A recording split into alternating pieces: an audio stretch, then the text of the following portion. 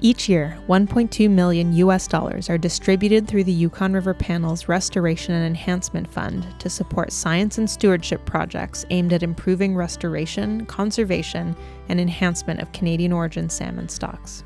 One of the longest-running educational programs supported by this fund is the Yukon River Educational Exchange Program, which began in 2002.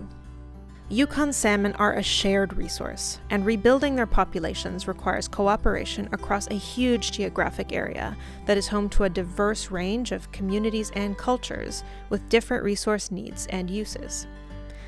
Of course, it's much easier to work together when we know and understand each other. So it's important for fishing families and other residents of the river to understand similarities and differences in the food, cultural, and economic significance of salmon for their neighbors. The Educational Exchange Program was created as a way to build relationships and expand knowledge on both sides of the border about the importance of conserving and restoring Yukon salmon, and to do that outside the setting of a formal Yukon River Panel meeting.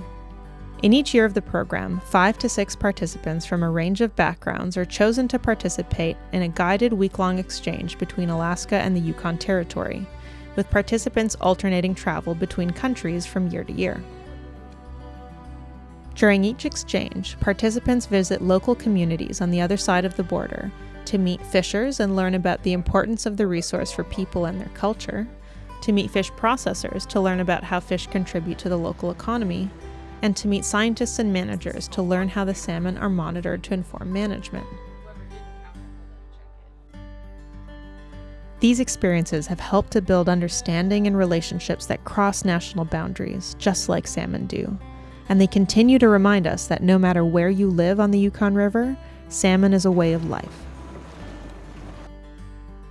We went to a camp. I think we went to a couple of places that they're incubating salmon.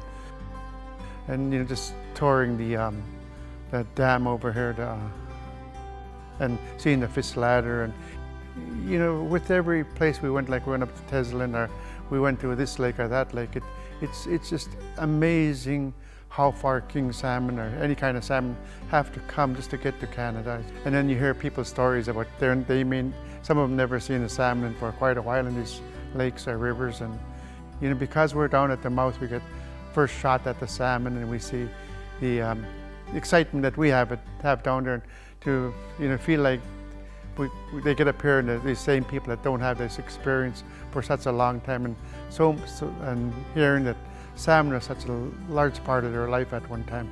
You learn so many different things about being at the other end of the river that I think it's just it opens your eyes.